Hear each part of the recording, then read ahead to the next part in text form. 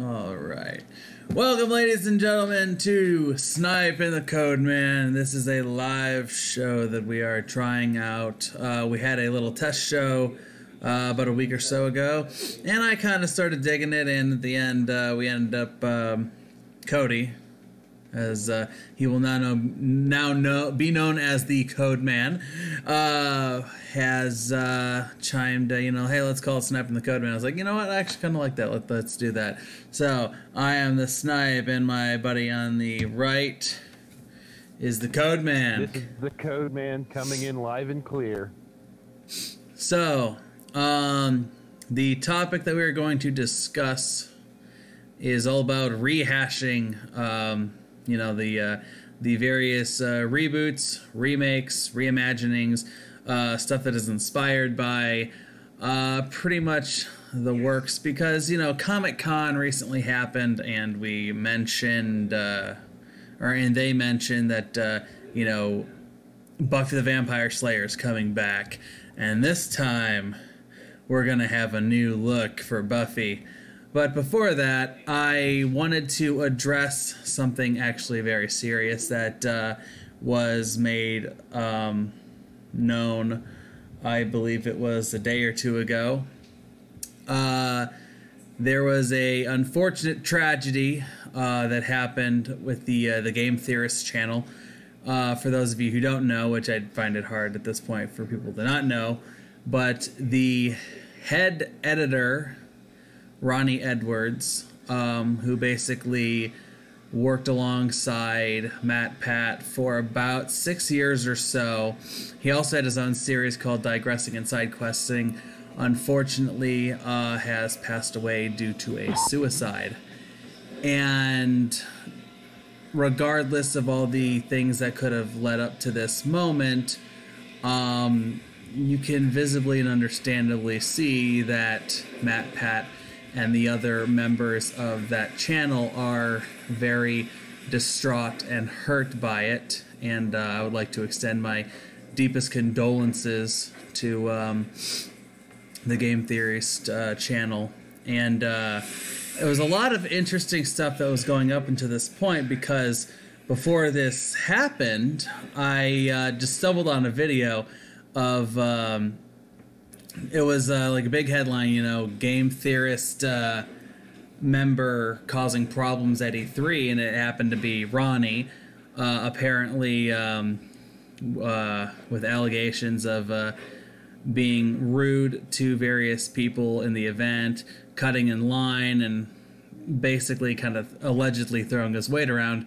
And while he did make a statement, literally, from what I gather, it was days before the suicide happened, he was still met up with harsh criticisms and a lot of backlash towards it.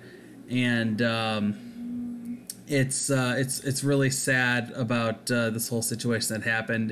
Matt is going through hell right now at this point. This literally happened days before he welcomed his new child into the into the world. But the thing that bothered me about it was Matt Pat posted this very, very much needed video addressing it, because it literally happened on July 4th, and it just now came into light because he was trying to wait for enough time where he could actually get Ronnie's family their permission to do it. But it was getting more and more apparent that more people were going to go ahead and just talk about it anyway. And at that point, it's better for Matt Pat himself to address it than a complete outsider. Because regardless of what kind of person he appeared to be in public, by all accounts from the people that he worked with, he was a very, very important person in that channel. And it's going to be a huge loss for them. But the thing that bothered me, as I kind of was trying to get to, is that I saw a couple comments that I don't understand why people feel the need to say things like this. Now maybe you can had some insight on this, Codeman. But someone left this very lengthy post, and there was a couple others that posted the same thing. And this was literally about an hour or two after the video was posted. And since has hit, millions of views, it's overwhelmingly getting a lot of positive comments, wishing them condolences, and overall, people are very sad about the event that happened.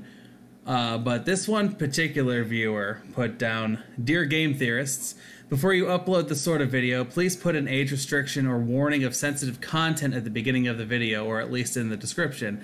My young brother, who is going through a sensitive time at the moment, was incredibly disturbed by this video and talk of suicide. When I asked about why he was upset, he brought this video to my attention.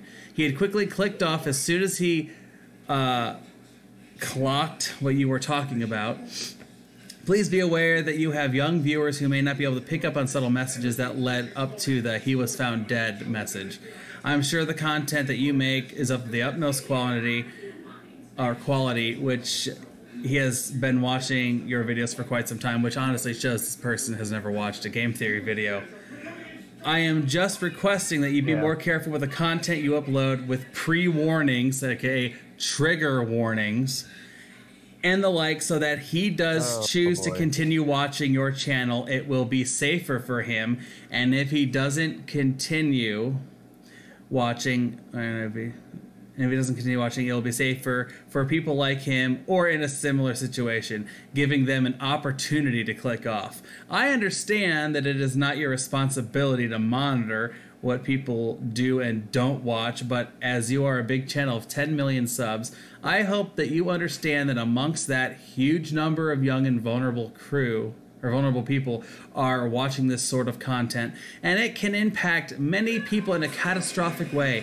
So I feel a warning at least would have been the right thing to do. Thanks for reading and your consideration."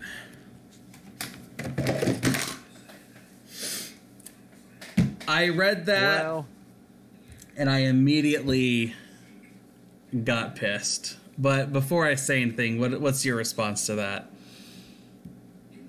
Well, I can see where the guy is coming from, obviously, but it made me think about wrestling, and we're going to do a lot of callbacks to wrestling sometimes, but when there's a passing in wrestling and they have the little tribute, they don't go into great detail as to what happened, but they don't have warnings on that. But I do understand it's a catch-22 anymore, because if you do, then people say, "Oh, you're being too soft." If you don't, then people accuse you of being insensitive. With the whole little brothers having issues with that parenting thing, or being a bigger brother, or being a responsible relative, for lack of a better word. And then that young child's parents should have had a discussion with that child. But, should Matt Pat have put something on there and age restricted it? No. Because if this is something that maybe helps somebody else, or brings the matter to attention, it could help somebody. It could save somebody's life.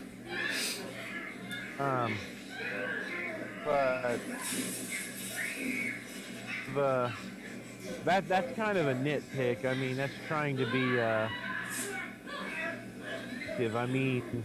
well, what do you think? Do you think there should have been an advisement before it?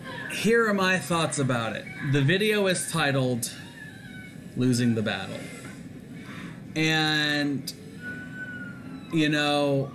you click the video, and I immediately went to the description, and first thing it put down was the National Suicide Prevention Hotline. Multiple different versions, including ones from Canada, and a website to get to the nearest one that will work for you.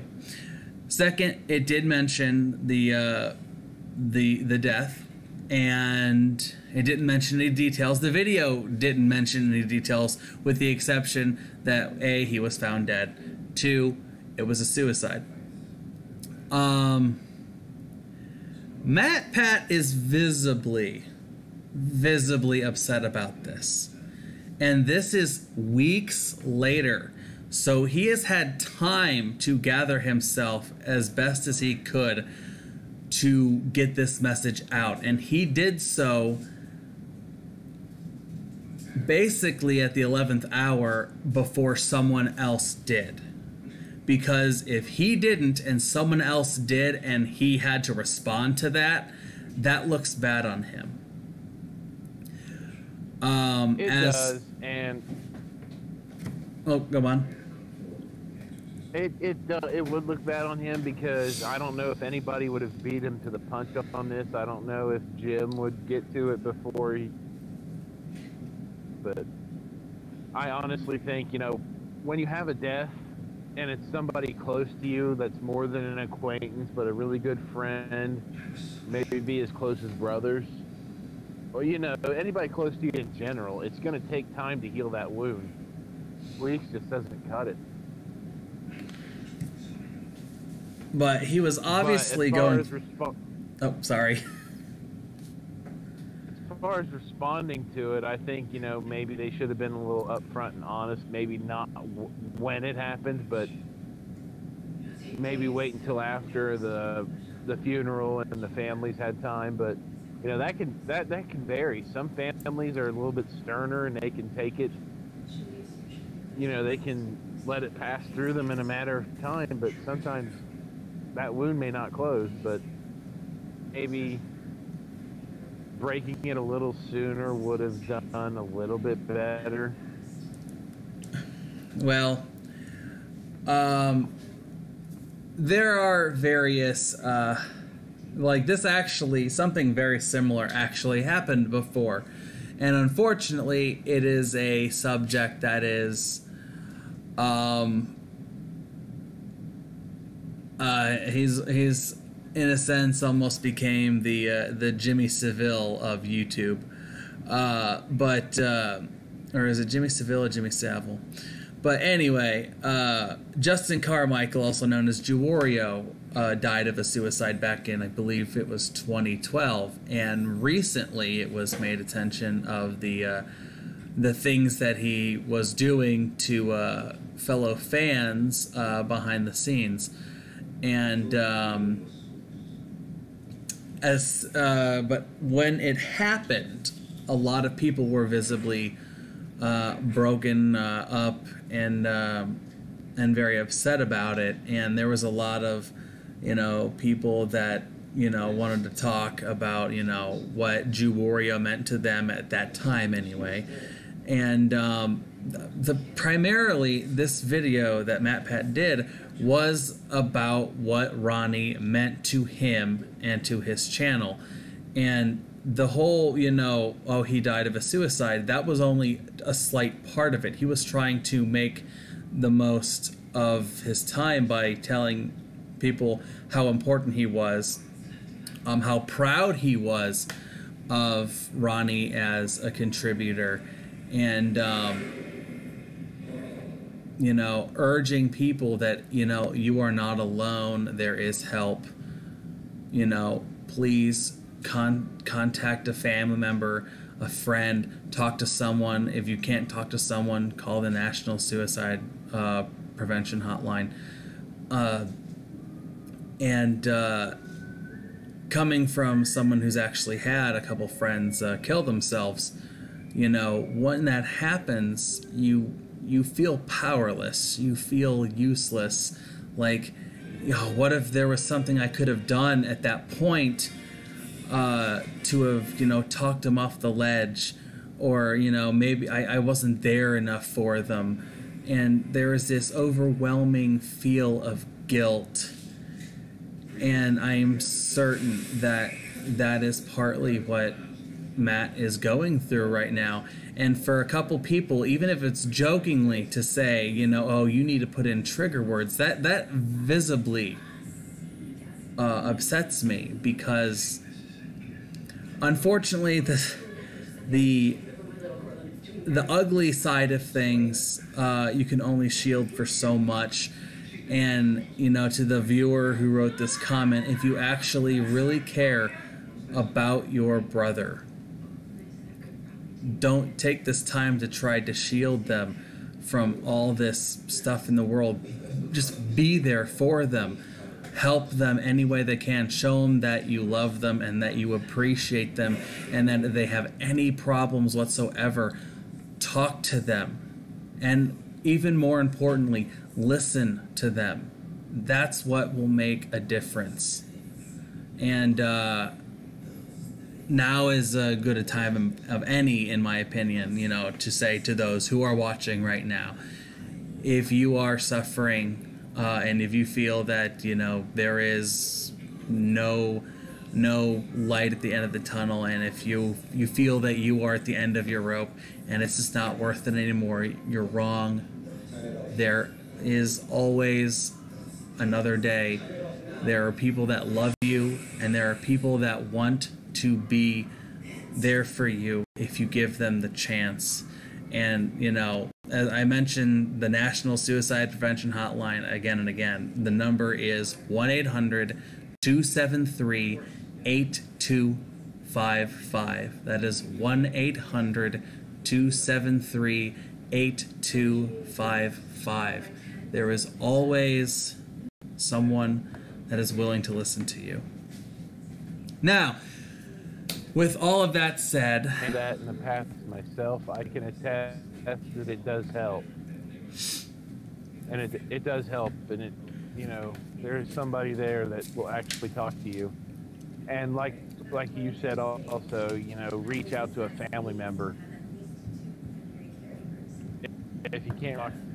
If you have a priest, rabbi, or whomever, reach out to them and talk to them. There's always someone that would be willing to listen. There is always someone who is willing to listen to you, and don't think that there isn't. But anyway, on to the actual topic. Rehashes. When people think something is so good, they gotta make their own version of it, or they gotta make the same exact version of it but better in their eyes. We saw that a lot in Comic-Con this year. It seems like every year you get a lot of rehashes, but this year it seemed like there was a lot. The one that initially caught my attention because I grew up with it. My mom was immensely obsessed with this show for a multitude of different reasons, but they are making a new Buffy the Vampire Slayer. Joss Whedon himself is fronting this, and it's everything you remember it to be, but now Buffy is black.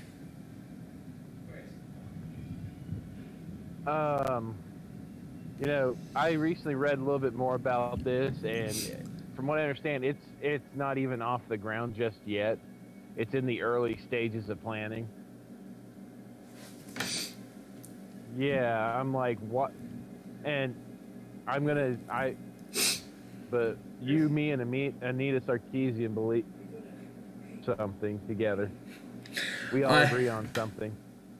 I was really surprised to hear, after all the idea of having diversity represented in media and all of this, the moment they mentioned Buffy the Vampire Slayer being brought back and that Buffy is going to be black, all the feminists, like a majority of the feminists, just immediately shit on the idea. And even Anita Sarkeesian is like saying, please, for the love of God, don't ruin Buffy. And Anita actually knows Joss Whedon. If you want to go at it, I mean, of all things, take Matt Pat's advice. Why don't you get a hold of him and say, hey, man, I don't know if this is a good idea. Maybe, an idea of a black vampire slayer ain't a bad thing, but like, don't call her Buffy. Are we just gonna forget about Blade all of a sudden? Oh, and I love Blade too, Blade was an awesome set of movies. But yeah, I mean, there's only so much you can go with diversity.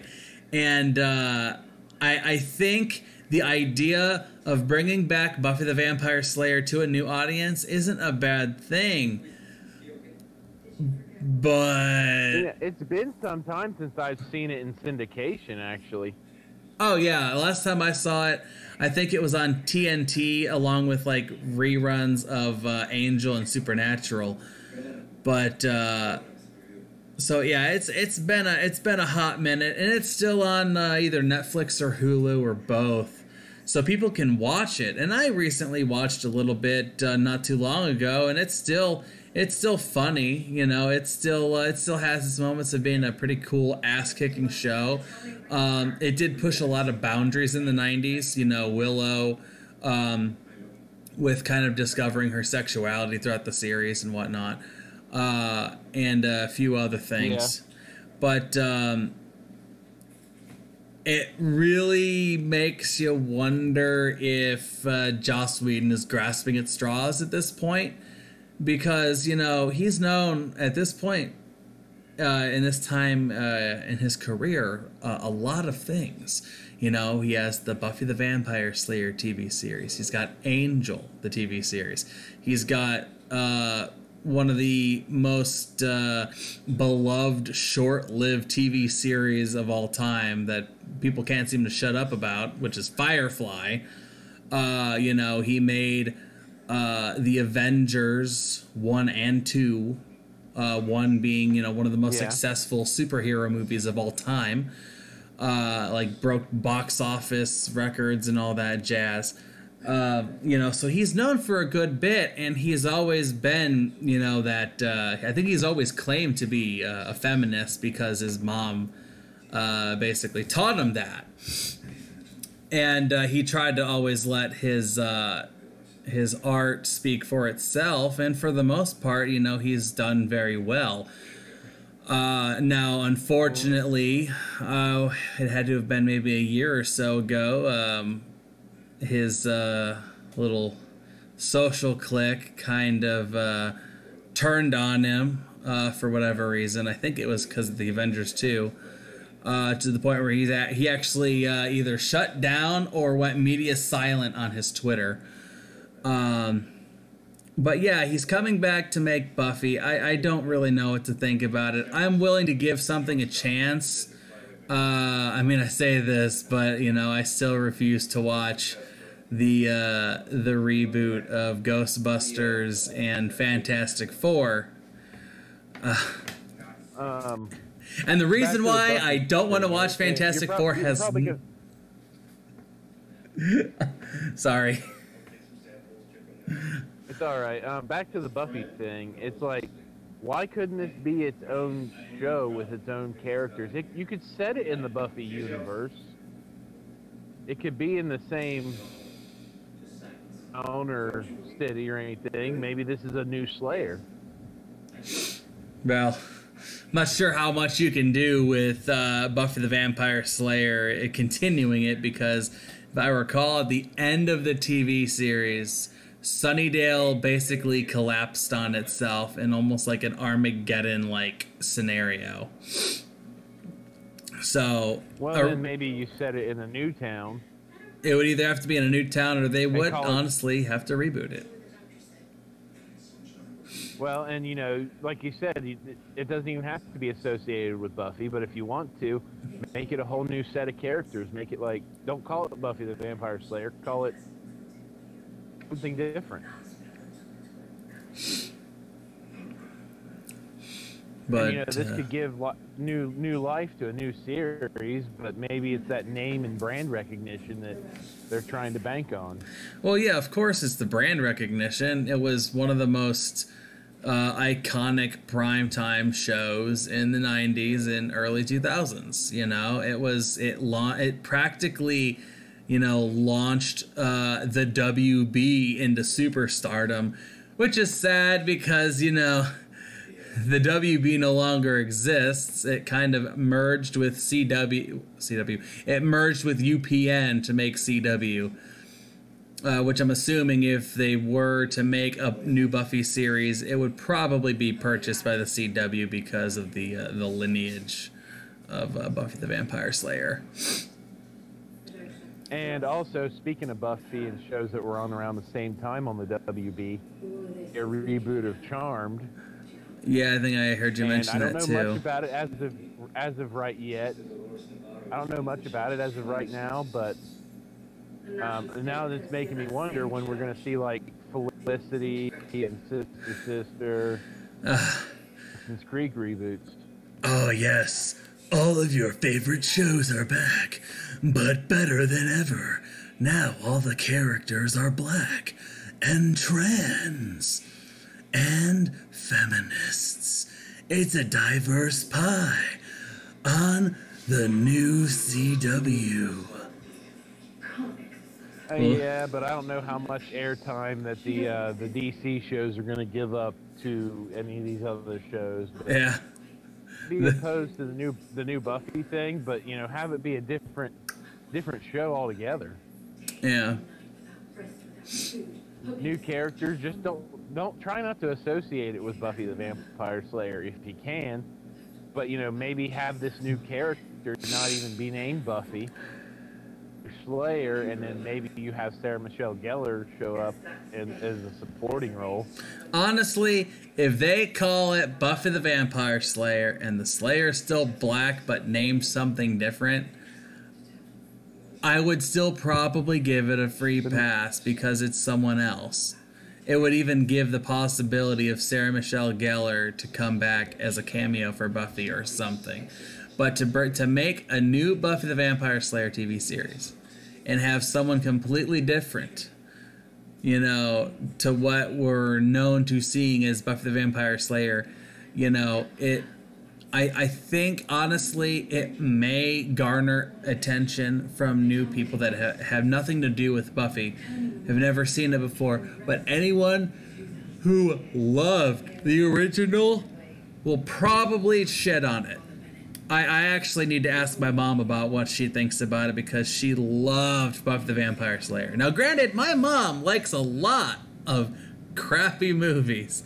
She loves, and I mean loves, Alone in the Dark. And that was a train wreck. Uwe Boll one? Yes.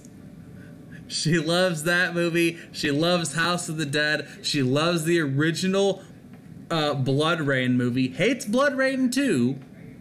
So at least there's that. But love the original Blood Rain movie. She hates Pulp Fiction and Fight Club. So, and not that I think that, you know, Pulp Fiction and Fight Club are really all that in the bag of chips, but I find it funny that she would actually hold Alone in the Dark at a higher pedestal than something like Pulp Fiction, which some people regard as, you know, one of the best movies, you know, in decades or whatnot. It's right up there with The Big Lebowski. Pretty much. Granted, I watched the movie and I was like, I don't understand what the big deal is with it. There were certain aspects I liked. I liked the long-standing arc that involved Bruce Willis.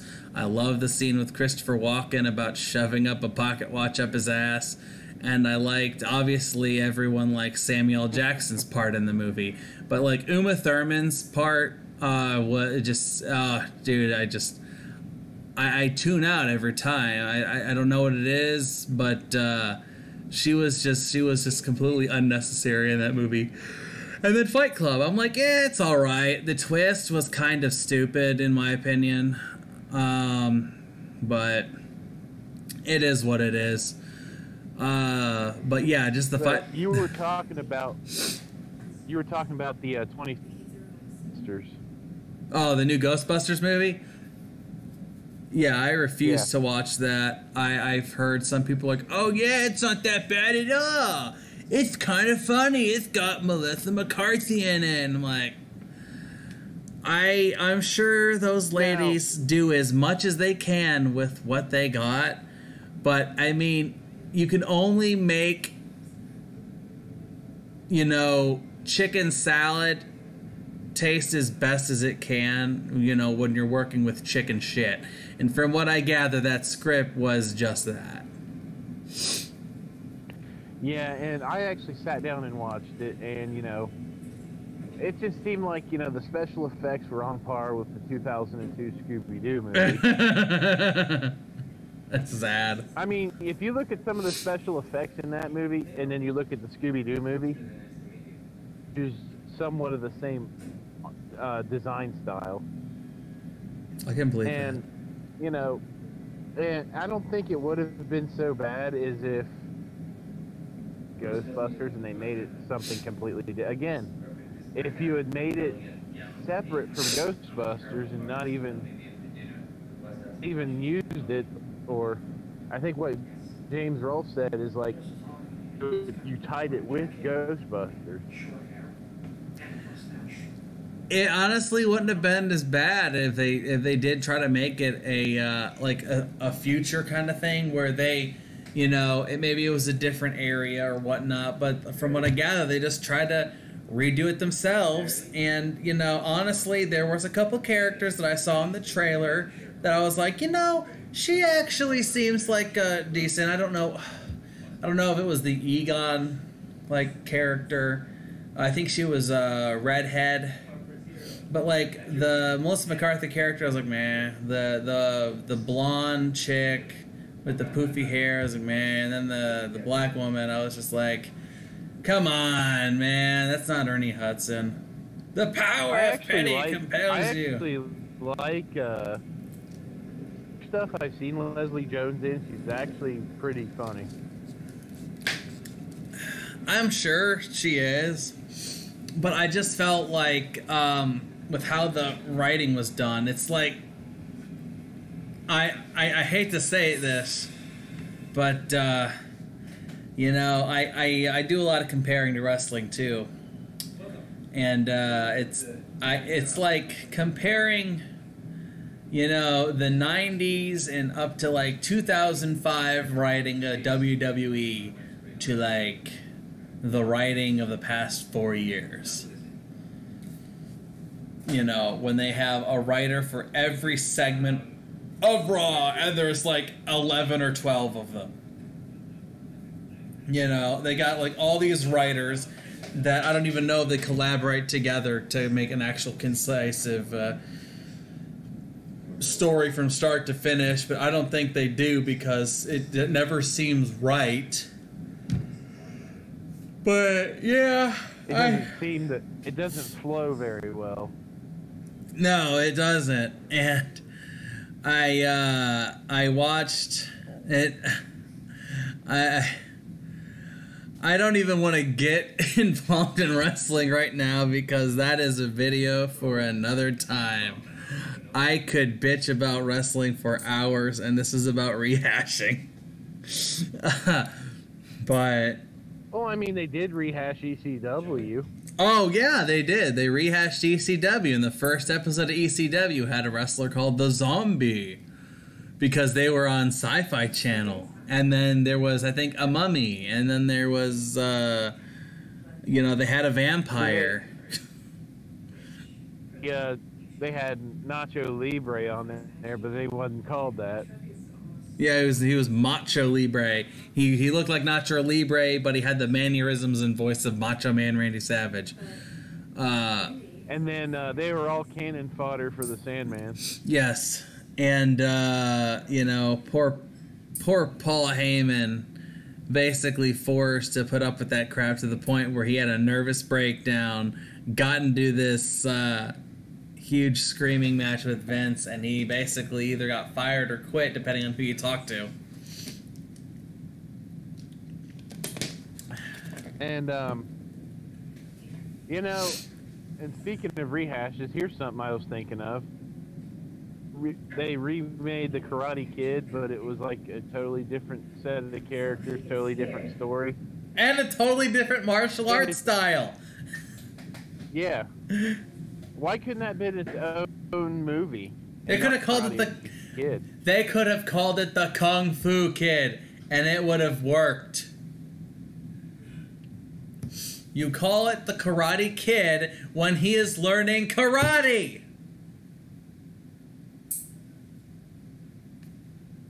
But yeah, it's nothing against Jackie Chan or Jaden Smith, but you know, you could have just really different and it still would have worked. Honestly, I watched the movie and I really didn't have a problem with it up until the point when I was realizing, why is this called the Karate Kid? You know, just because it has the same kind of story where a kid's getting bullied.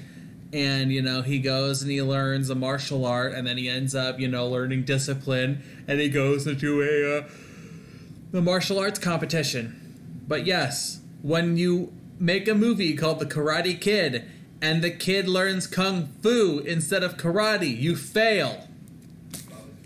End of story.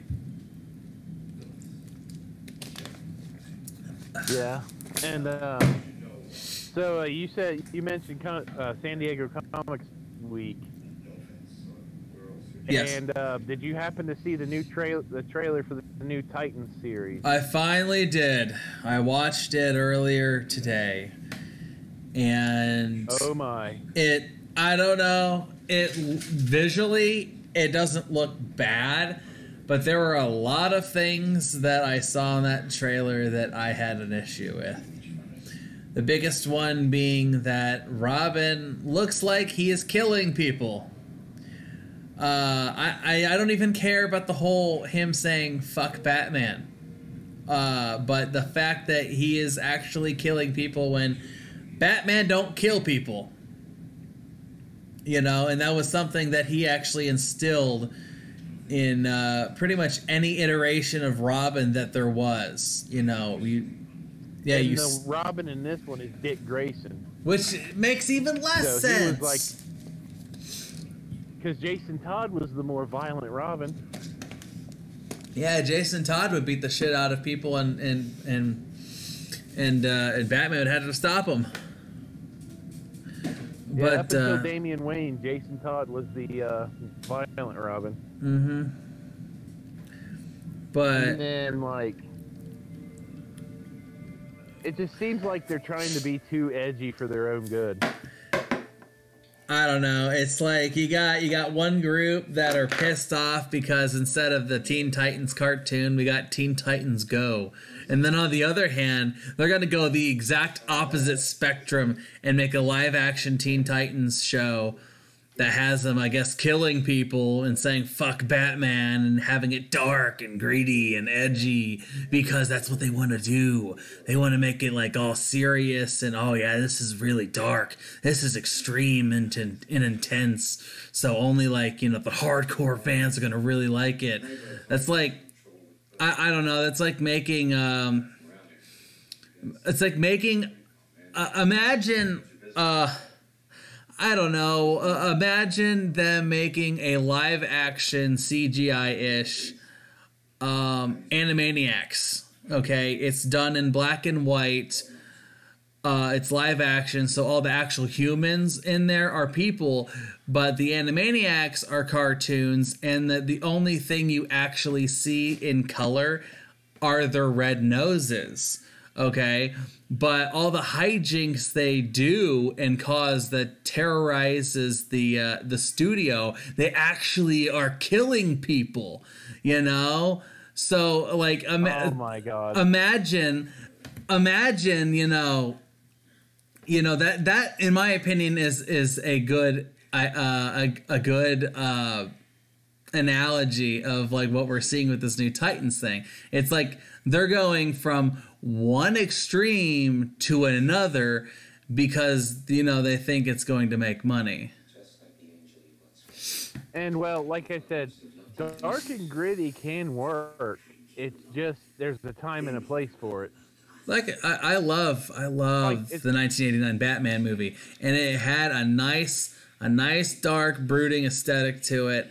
It had slight like just a slight amount of whimsiness to it, but it was still dark. Joker was still killing people. Batman was not.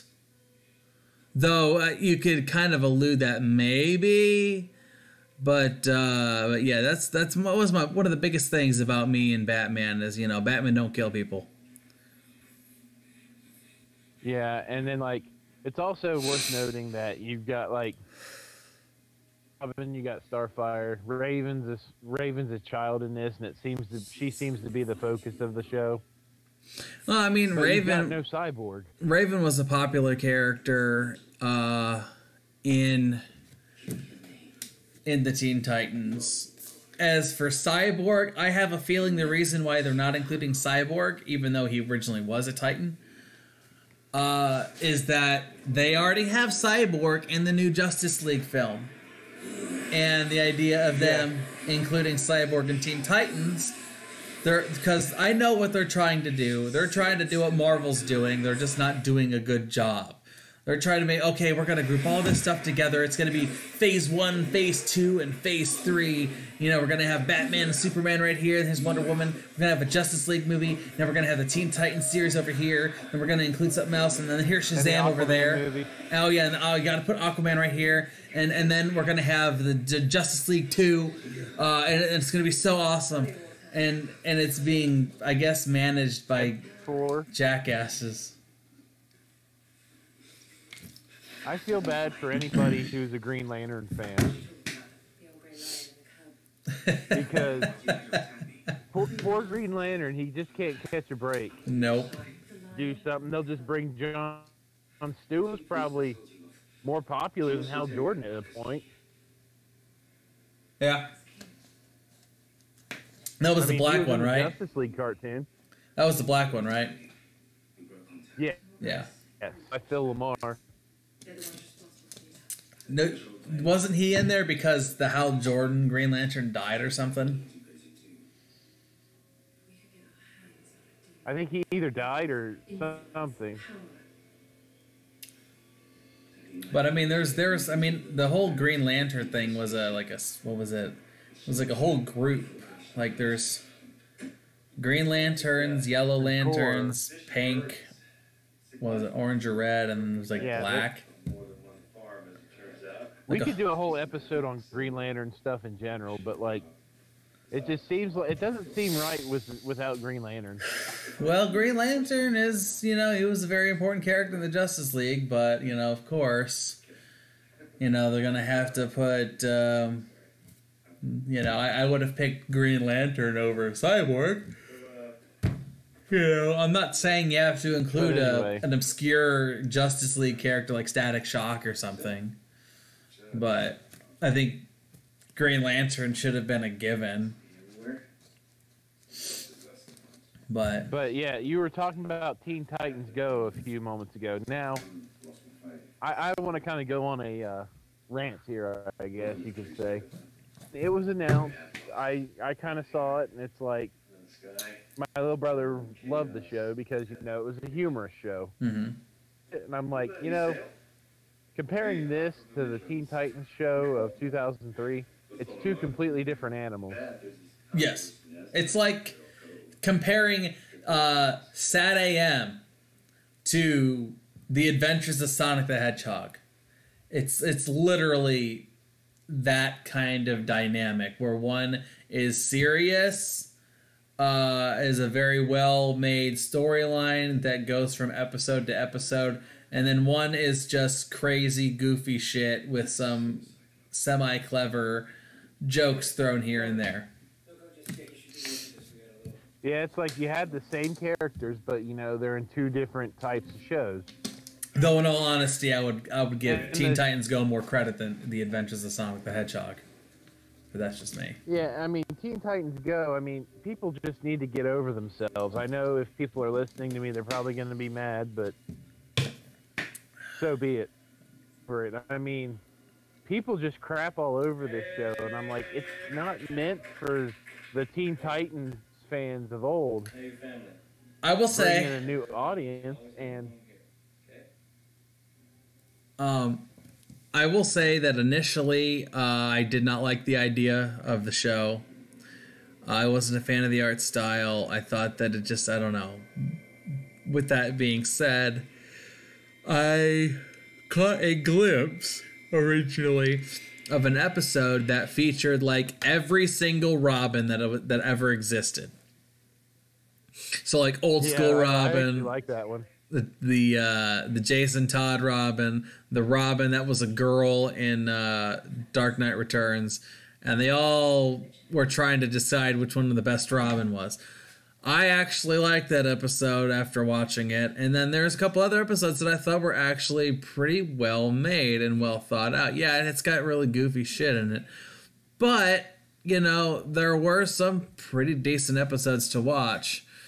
Now, granted, I don't have TV, so it's not like I go and watch all this stuff all the time, but you know, periodically I'll be in access to television. And, you know, I will gravitate more towards Cartoon Network or Nickelodeon. Not so much Nickelodeon anymore because, you know, unfortunately, being a fan of the old school Nick game shows, there's not much in there for me. However, speaking of Nickelodeon, I don't know if it's true or not, but I swear I thought I saw something about Double Dare getting brought back again.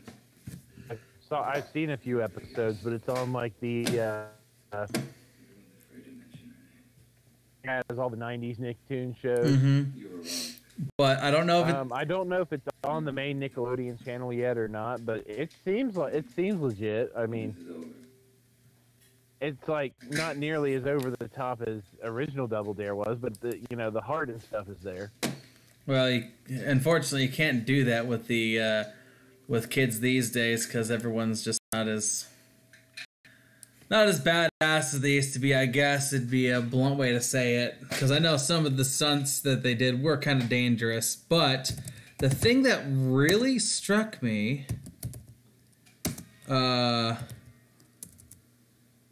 was I swear, I don't know if it's true or not, but I thought the host was the original. Well, he's kind of like he's there, but he's kind of like a co-host. He's like Paul on David Letterman. Oh, so are you saying that Mark Summers is basically like the Harvey that was in the original? Yes, that's exactly it. I forgot his name for a second, and I'm like, so Mark is kind of like the Harvey now. Huh. Interesting. But I watched a couple episodes. It's not bad. I mean, it's not bad, but I do miss the giant gumball machine that you had to jump down into. Yeah. I think that would just be awesome just to be able to do it once. Mm-hmm. I loved Double Dare.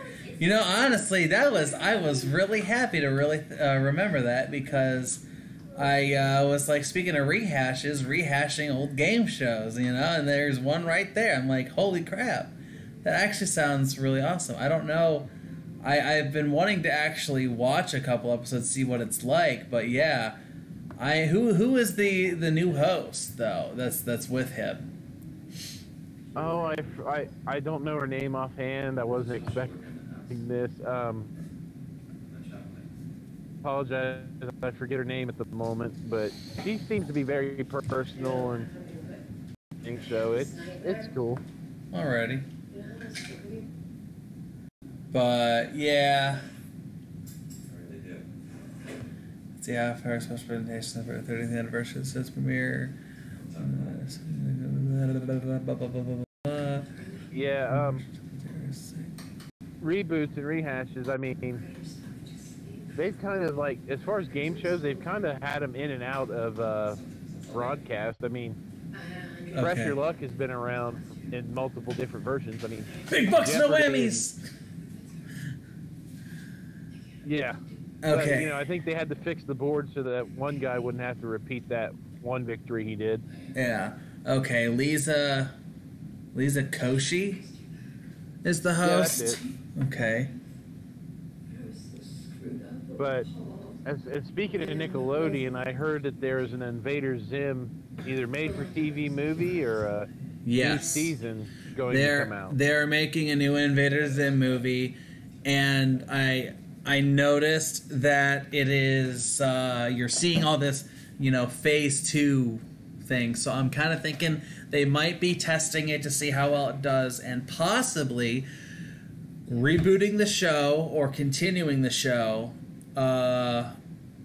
for a new audience. Now, the thing I'm wondering and kind of worried about, what is Vasquez's involvement in it, if he is even involved? With a show like this, I would think that you would want the creator of the show to be involved, because really the best episodes, as disturbing as they may have been, were the ones that were written by John and Vasquez. Yeah, and I mean, I personally don't have quite the attachment to Invader Zim. I mean, I missed it when it first came out. Mm-hmm. I've watched it since then, and it's not bad.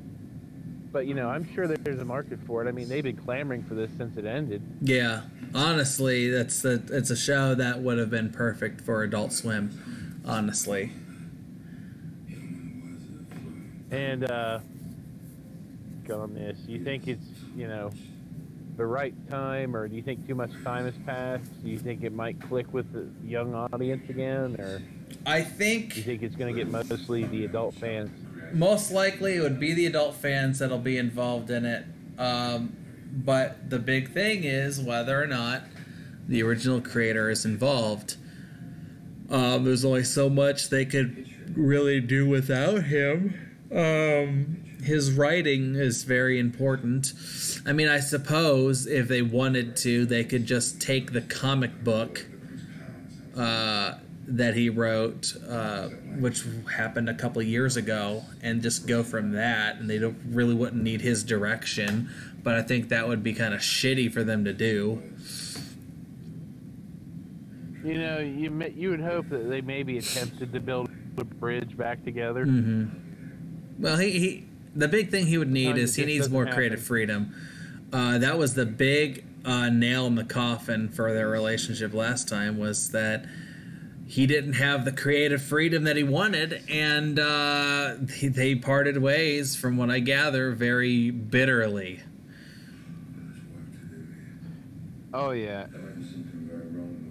And speaking of creative freedom and Nickelodeon and people having problems with it, next reboot that I was kind of disappointed with, it's Ren and Stimpy's adult party cartoon. The Ren and Stimpy adult party cartoon announced shortly after they unveiled that they were turning TNN to Spike TV, the first network for men. So they, basically went full steam on shows called Mansers, or they really kicked off hard with, as many dubbed episodes as they could for Most Extreme Elimination Challenge, which I still love that show. Now, would that be considered a reboot, or is that just, bringing a show over and... Oh, and would it be like Dragon Ball Z? Honestly, MXC to me is like Power Rangers, where it was originally Super Sentai, and then they just dubbed it as Power Rangers here. That's my opinion on it. I tell you, I was watching Raw at the time when it was on Spike TV, and they were announcing the Ren and Stimpy show. Yeah. See, they didn't advertise it as Ren and Stimpy adult party cartoon. They just said Ren and Stimpy. Mm-hmm. So I'm like, show the old show on Spike. Well, I remember then when it came on. You're saying? I was over at my friend's house. We were excited when it came on. Mm-hmm. Oh dear God. I luckily was spared from the adult party cartoon. I kind of saw that this wasn't going to go very well, because one of the best things about Ren and Stimpy was them pushing boundaries and what was acceptable for a show that was on a kids network that was, you know, at that point rated Y7, which is for, you know, younger kids, not like, you know, complete general audiences, but, you know, a little younger than teenagers. And you know, there was more that you could get away with in the 90s than now, but, you know, when they went to adult party cartoon, they decided to just go full swing with it. And I remember they had this big unveilment of, you know, from going from TNN to Spike TV, and they featured a lost cartoon of Ren and Stimpy, and it was interesting. But that's the only thing I saw from that. I didn't see the whole thing when they actually unveiled that new season, which from what I gather was very, very short-lived. They maybe made a handful of episodes for it, and, you know, it quickly went south, and they just quietly kind of faded away. And the guy who created the show, you know, he is known for adult stuff. It's not like he isn't. And, you know, I actually enjoyed Ren and Stimpy as a kid. I enjoyed the show he made in the early 2000s called The Ripping Friends. But, yeah, the adult party cartoon I thought was unnecessary. And they could have done something else, you know. I mean, they had Stripperella, for God's sakes. I think that was a little bit more watchable than the Ren and Stimpy adult party cartoon. But yeah, with reboots, you can't go without... You can't throw a rock without hitting a bunch of horror movie reboots. Yeah, and a lot of them are made by Michael Bay Explosions himself. Platinum Dunes? Yep. Platinum Dunes. I will say, I know, I guess people don't like this one, but I actually did like the remake of, oh, what the hell is that one? The Texas Chainsaw Massacre. That was made in, like... Well, that one wasn't bad. That was made in, like, 2003. It was the first Texas Chainsaw Massacre I ever saw. Mm-hmm. And it was actually pretty good. I liked it. It was the original looked like it was actually happening. Yeah, I was like, oh my gosh. The original one is exploitation as get.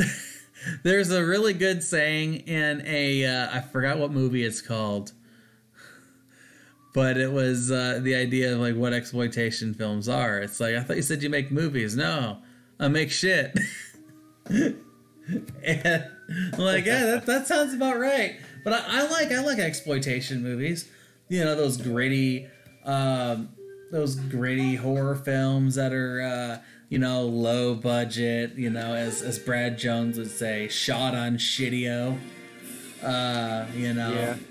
They look like they were made with what was found in the penny jar, you know, but it was, you know, it just proves that, you know, you can make a movie with little to nothing, and sometimes it looks bad, sometimes it looks terrible, sometimes it looks okay, and, you know, what more can you ask for? But yeah, the Texas Chainsaw movie, I liked it enough where I begged my mom to get me the special edition that had a little tin faceplate on it. It had, you know, crime scene photos, and it had a little documentary on Ed Gein. And it was fun. It was really fun to watch, to experience.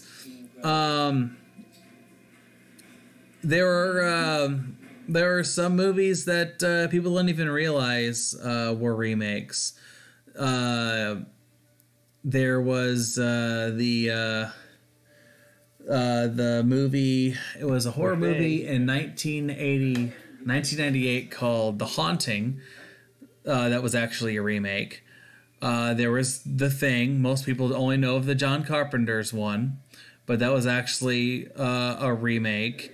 There was House on Haunted Hill, which I cannot believe got remade, and wow, It got a sequel too. it did. And I normally, when it comes to older movies, you'd be like, sometimes the newer one isn't a bad idea, especially with a movie that's as old as House on Haunted Hill. But man, you can't go wrong with Vincent Price. And that's the thing with some of those movies. I mean, the charm some of those movies have Mm-hmm. is just, with Vincent Price and the sets and the way it's shot. Oh, they make that in modern times. I hate the idea of just having people just remake Vincent Price films. Could you imagine if they decided to remake Fall of the House of Usher, or The Mask of the Red Death, or God forbid, The Tingler? You remember The Tingler, the parasite that grows in your spinal cord? That was a creepy movie. And you know what they did back in the 50s or whatever, when that movie came out? They actually had vibrating seats. That's something that they don't do in this day and age. And can you imagine how amazing that would have been to have been involved watching that in theaters? Talk about, bringing back stuff. Of the people. Yeah, why don't you bring that back, movies? So you would be in favor of gimmicks in movies that are not just 3D? Hell yeah. Gimmicks can really add a new experience that can be really, really unique. I remember, they tried to coin back in the day what was known as, smell-o-vision? I don't know how that would work out, but I have an idea of how they'd work it out in a movie. Just kind of bring out some aroma thing in the vents or something. You could do something with that. Granted, hopefully it doesn't smell awful. But you might have some legal insurance issues. Probably. But you know what? That could put some vibrating seats. Vibrating backs. It would really add a new little dynamic to the show. And, we don't really get that. It would get more people out of the house, which is what is desperately needed this day and age, instead of being on social media all the time and staying indoors. Get out, go to the mall, go to an arcade if there's any left. Go somewhere. Actually physically meet up with people. It's important these days. But speaking of rehashing, we've talked about videos, movies. We've talked about TV shows. Let's talk about video games. Now, could you make a case of there being a reason to remake a game versus not remaking a game? Well, it really all depends on the game. I've always viewed a remake to be the whole concept of a reboot is to reintroduce something to a new audience, but in a different way. A remake, you're trying to make something that was already made because you think you can do a better job at it. That's always been my opinion on remakes. And boy, oh boy, there are some interesting examples of remakes and reboots for video games. And not all of them are good. Yeah, yes indeed.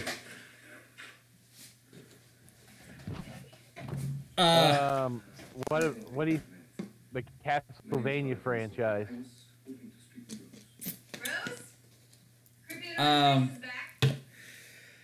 I came out of playing Lords of Shadow with optimism. It was different. It played all right. The game wasn't horrible.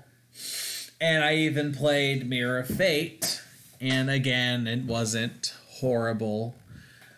Was it my cup of tea compared to my high standard of what I think a Castlevania game should be? You know, meaning Castlevania 4 and Castlevania Symphony of the Night? No, it was anything but that. But they wanted to make a 3D Castlevania game. They wanted to make a AAA budget, and by God, they would sell their soul. They had to make a success. And it did. It sold well. But I don't think anyone was really interested in the Lords of Shadow 2. And, you know, Mirror of Fate had some what the hell moments in it. Yeah. I'm not going to go into detail because I don't like doing spoilers.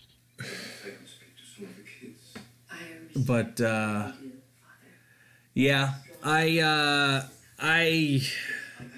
I'll tell you what, I don't know if Konami can even be trusted at this point to make a game that the fans would enjoy. I will sit here and wait and see.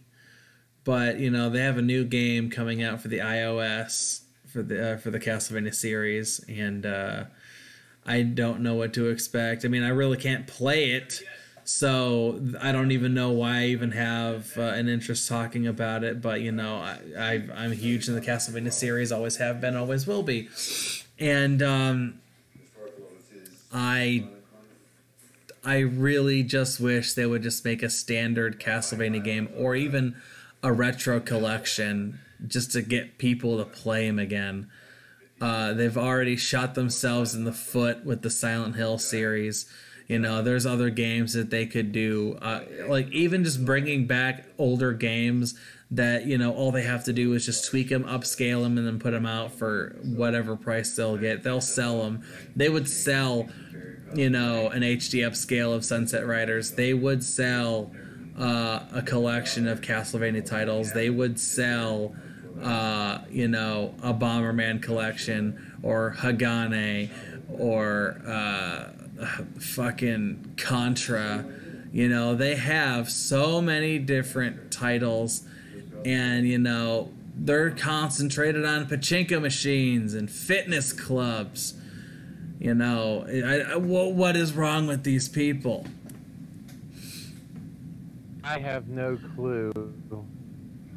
You know, they say you stick with what got you to the dance, but now they're trying to do stuff that's not even related. Yeah. Speaking of game reboots, I've got 3 letters. DMC. Was not interested. I will always hold a candle to the original Devil May Cry to be a very special experience that they really...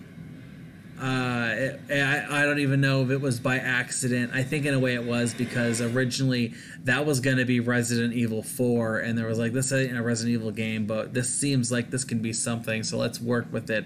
It turned into Devil May Cry, and it was amazing.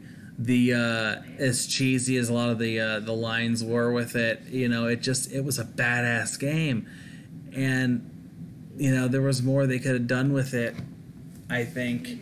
And unfortunately, they decided to have an outside company. I think it was... Crap, I'm trying to remember. Ninja Theory? Was it Ninja Theory? The same people that made Heavenly Sword and that one Sayugi-based game. Oh, what the hell was it called?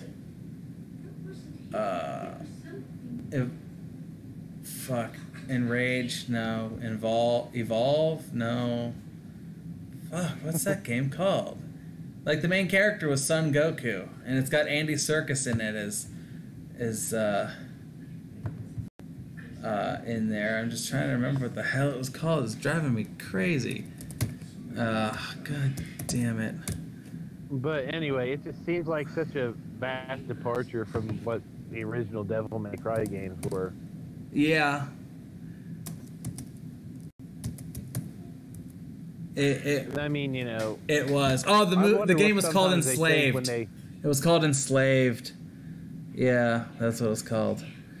But yeah, the whole I don't understand why people like to take their content and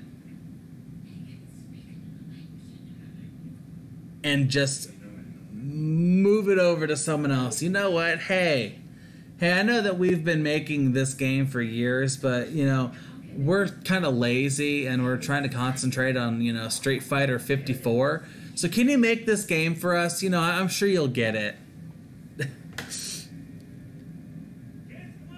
But yeah, I was not thrilled of it at all. I mean, it had some of the over-the-top stuff that was in it, but I did not like how they portrayed Dante in that game. And honestly, it shows because they announced Devil May Cry 5, so they're having the original team, or at least they're having Capcom themselves make the newest one that's going to continue from where Devil May Cry 4 left off.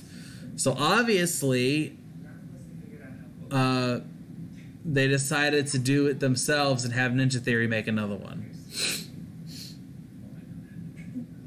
Yeah. And, you know, it makes me wonder sometimes with all these reboots and remakes, somebody gets the rights to make these things. Yeah. How do they turn something that was once one way, thing that's like complete opposite? Just like you mentioned earlier, Fantastic Four, dark and gritty, when really Fantastic Four is not really dark and gritty to begin with. The only reason why I had no interest in watching that was because of Doctor Doom. Doctor Doom is one of my all-time favorite villains.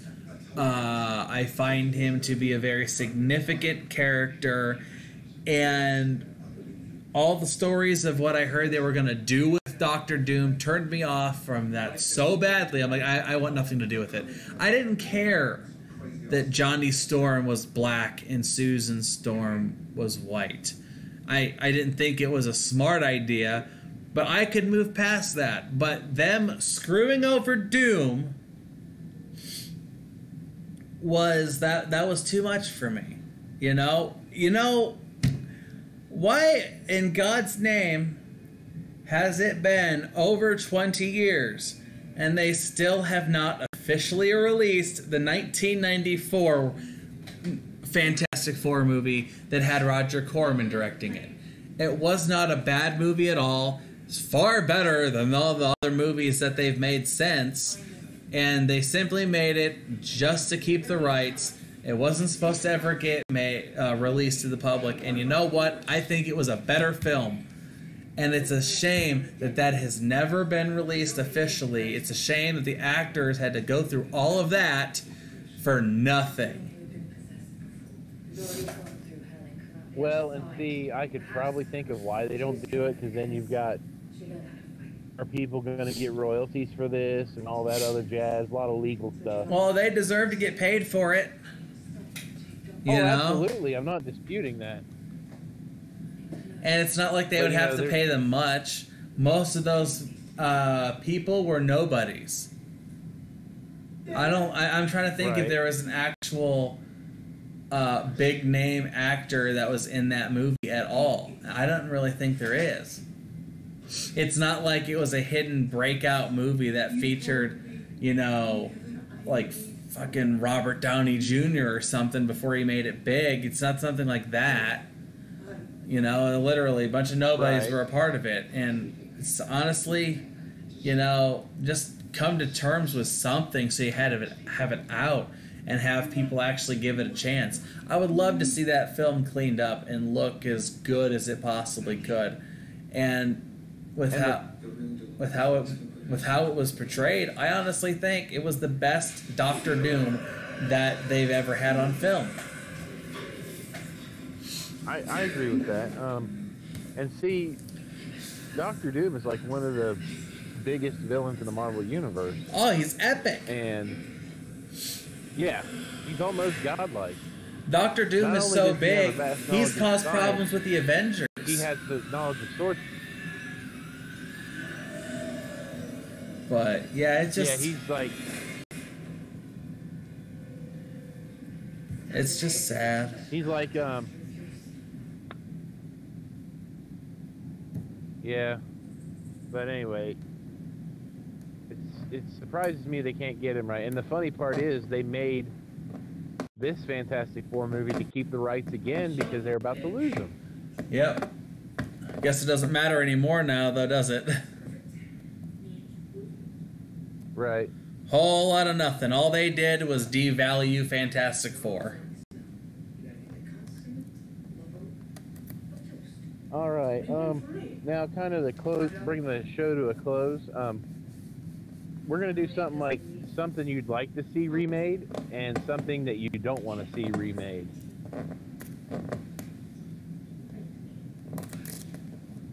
Alrighty.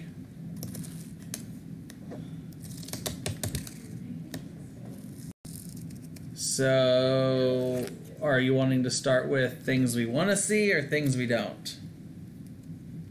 How about we do the things we don't first? Okay. Alright, Hollywood. I'll let you have your stupid Ghostbusters remake just to keep you happy. Fine, take it. Do what you will with it. Claim it to be a success. Claim it to be, you know, thwarted and sabotaged by the patriarchy, whatever. But please, for the love of God, leave Back to the Future alone. That's one of the few movies I don't want to see involved, okay? The idea of them trying to mock and make the 80s seem like it's awful just doesn't work for me. And I know, like I said, I've mentioned it to you before, I think what they would do, they'll have Marty a girl, and it's not like it'd be a stretch. I actually worked at one point with someone who was a woman whose name is Marty, so it's not like it would be a stretch. And, you know, they'll probably send her to the 1980s because, you know, it's 30-ish years ago. So that makes sense that they would try to do it like that. And then instead of the DeLorean, the hip, expensive, cool car these days would be the fucking Tesla. And the Tesla kind of looks like a time machine in some instances anyway. So, you know, they do that. And I think it would just take away the identity of it in some way. And it's just, I don't want to see that. I don't want to see it at all. I'm sure there's other movies and TV shows I can think of. Like, I'd rather them not try to remake something like Monster Squad or The Goonies, even though Stranger Things is kind of like The Goonies. Or The Crow, which I think is getting a remake. Or The Warriors. But yeah, please, please, please, please, please, Zemeckis, if you have a brain in your skull, which I'm pretty sure you do, you've made amazing classics. Leave Back to the Future alone. I don't care if you make another Forrest Gump. Just leave Back to the Future alone. That's my... That is the one movie for me.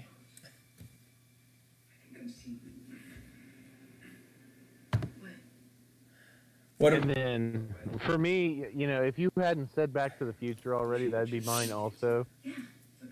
But sticking with kind of the 1980s trend here, I want to see the Goonies remade. You don't? It came down between Goonies and The Rocketeer. The Rocketeer. I actually really enjoyed that movie. It just seemed like, you know, they were very well made. They're good movies. So it just makes me wonder what they would do with them today. In the Goonies, much like Monster Squad, actually, you couldn't get away with in a kids movie nowadays. No, you could not. That is a prime example of something that, if attempted to be remade in today's day and age, there would be so many changes and so many compromises to the film that it wouldn't even be Goonies anymore. Right. Especially when Corey Feldman was speaking incorrect Spanish to the maid. Yeah.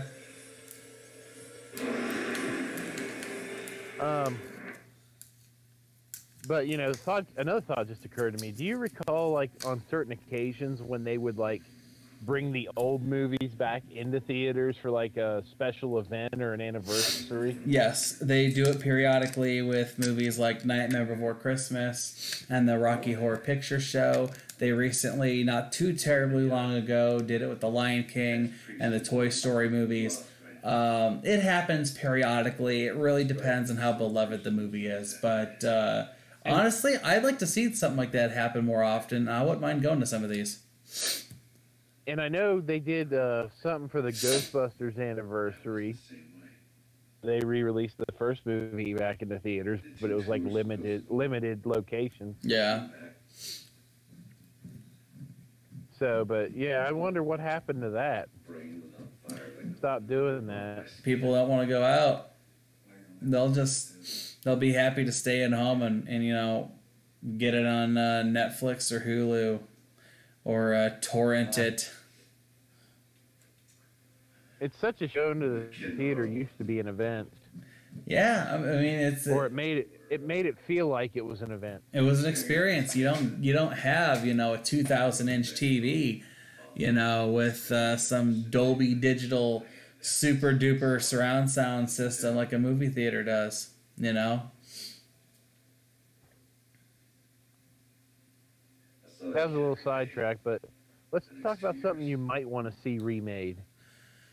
I view that some of the best remakes are science fiction films. And the reason why, I think, is when you have an advancement in technology, it makes the special effects look more believable. And I think those are the type of movies that highly benefit from that. So for me, I would love to see a modern day Fahrenheit 451 with the burning of the books. And it's honestly, it would be a really good message for today's day and age, especially with how people are trying to create all these safe spaces and, you know, they're afraid of all this, all this media and content that is not, you know, censoring people. Yes, the whole censorship aspect. You know, it would honestly be a really good movie for someone to tackle on. Literature. Mm-hmm. Oh yeah, well look at the. I actually watched that. You watched what? I actually watched Fahrenheit 451. Oh, you did? I love that. The book, I mean, is a million times better, but honestly, I think that's basically because of the just the time frame that movie was made in, what, the 60s or 70s. But there's so much that they could do with it nowadays, with, you know, the TV walls, you know, the actual content that people get, which are just pictures at this point. You know, the technology that the enforcers would be using, I think, would look really nice. You'd have a really good potential of making that movie really dark, gritty, and just awe-inspiring. Terrifying. Oh yeah, it's a scary future that could honestly happen. We already have banned books because of the content for schools and whatnot. Why not take that a step further and just say no one could read them? Yeah. And again, I find myself agreeing with you as far as, like, you know, remakes. Science fiction is kind of the best candidate because some of these movies, the technology wasn't there to really do what they would like. Mm-hmm. And I would honestly like to see a modern remake of Metropolis. possibly with Tim Burton at the helm. Metropolis, you can tell. Two movies in particular, I think, heavily inspired Tim Burton's art style. And these are two movies I think that he would be able to excel at perfectly with his direction. The first movie is Metropolis, the epic, I think it was a 1920s German film that was like 3 hours long. And, you know, up until I think 2008, about a third of the movie was lost.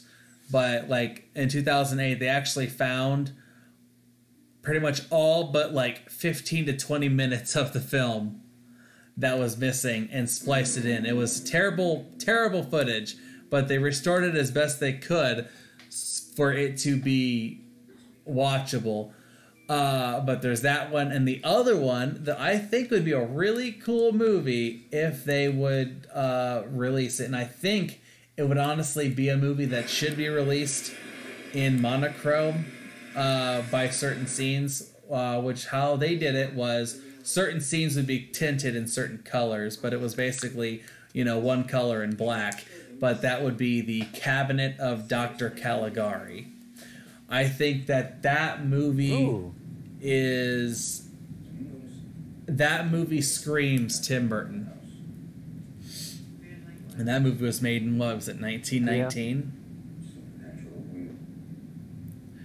Yeah, wasn't Bela Lugosi in that? No, I don't. No, he was not. I don't think he was.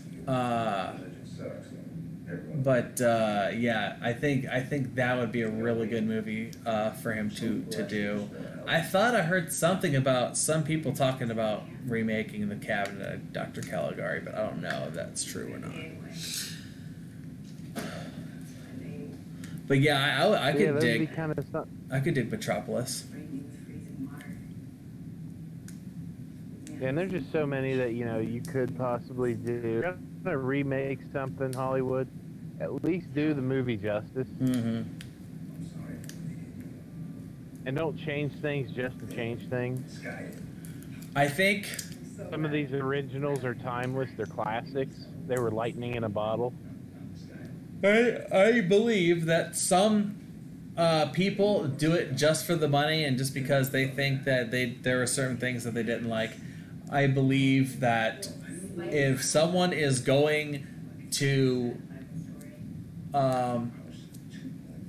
remake a movie or a TV show, they should at least have enough respect of the original one to do it justice. I think the person should know that series from front to back or that movie from front to back, really understand and appreciate what was done with that movie, and then really think about what they could do to change things, what they think they could do to make it better. But yeah, I don't know. Rehashing stuff just really shows you in general that Hollywood and the creative mind in general are running out of ideas. And I'm not talking about necessarily even stuff that's inspired, because you can take a couple things here and there, you know, and make something original, and that's fine. But when you're basically, oh, hey, you know what?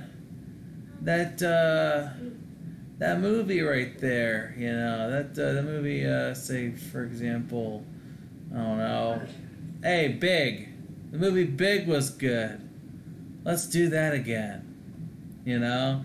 Hey, Resident Evil 2, that was a good game. Let's do that again.